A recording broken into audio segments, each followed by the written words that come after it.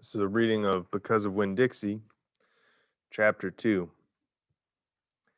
That summer I found Winn Dixie was also the summer me and the preacher moved to Naomi, Florida, so he could be the new preacher at the Open Arms Baptist Church of Naomi. My daddy is a good preacher and a nice man, but sometimes it's hard for me to think about him as my daddy because he spends so much time preaching or thinking about preaching or getting ready to preach. And so, in my mind, I think of him as the preacher. Before I was born, he was a missionary in India, and that is how I got my first name.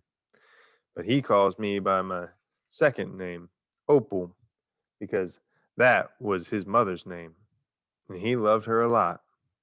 Anyway, while me and Winn Dixie walked home, I told him how I got my name. I told him how I had just moved to Naomi. I also told him about the preacher and how he was a good man, even if he was too distracted with sermons and prayers and suffering people to go grocery shopping. But you know what? I told Winn Dixie. You are a suffering dog, so maybe he will take to you right away. Maybe he'll let me keep you. Winn Dixie looked up at me, and wagged his tail. He was kind of limping like something was wrong with one of his legs. And I have to admit, he stunk bad. He was an ugly dog, but already I loved him with all my heart. When we got to Friendly Corners Trailer Park, I told Winn Dixie that he had to behave right and be quiet because this was an adult trailer park. And the only reason I got to live in it was because the preacher was a preacher and I was a good, quiet kid.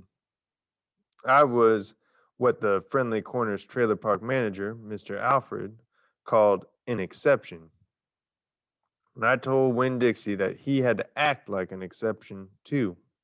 Specifically, I told him not to pick any fights with Mr. Alfred's cats or Mrs. Detweller's little yappy Yorkie dog, Samuel. Winn Dixie looked up at me while I was telling him everything, and I swear he understood. Sit, I told him when we got to my trailer. He sat right down. He had good manners. Stay here, I told him. I'll be right back. The preacher was sitting in the living room, working at the little fold out table. He had papers spread all around him and he was rubbing his nose, which always meant he is thinking hard. Daddy, I said. Hmm? He said back. Daddy, do you know how you always tell me that we should help those less fortunate than ourselves? Mm-hmm, he said. He rubbed his nose and looked around at his papers. Well, I said, I found a less fortunate at the grocery store. Is that right? He said. Yes, sir, I told him. I stared at the preacher really hard. Sometimes he reminded me of a turtle hiding inside its shell, in there thinking about things and not ever sticking his head out into the world. Daddy, I was wondering, could this less fortunate, could he stay with us for a while? Finally, the preacher looked up at me. Opal, he said, what are you talking about? I found a dog, I told him. I want to keep him. No dogs, the preacher said. We've talked about this before. You don't need a dog. I know it, I said. I know I don't need a dog, but this dog needs me. Look, I said. I went to the trailer park door and hollered, Winn Dixie! When Dixie's ears shot up in the air and he grinned and sneezed, and then he came limping up the steps into the trailer and put his head right on the preacher's lap, right on top of a pile of papers. The preacher looked at Winn Dixie.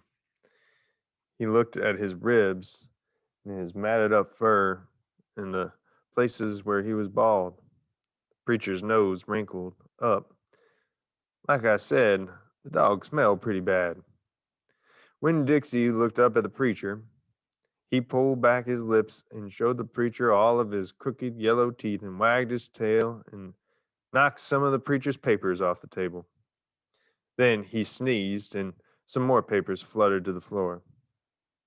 "What do you call this dog?" the preacher asked. "Winn Dixie," I whispered. I was afraid to say anything too loud. I could see that Winn Dixie was having a good effect on the preacher. He was making him poke his head out of his shell. "Well," said the preacher, "he's a stray if I've ever seen one." He put down his pencil and scratched Winn Dixie behind the ears. "And a less fortunate, too, that's for sure." "Are you looking for a home?" the preacher asked, real soft to Winn Dixie. Winn Dixie wagged his tail.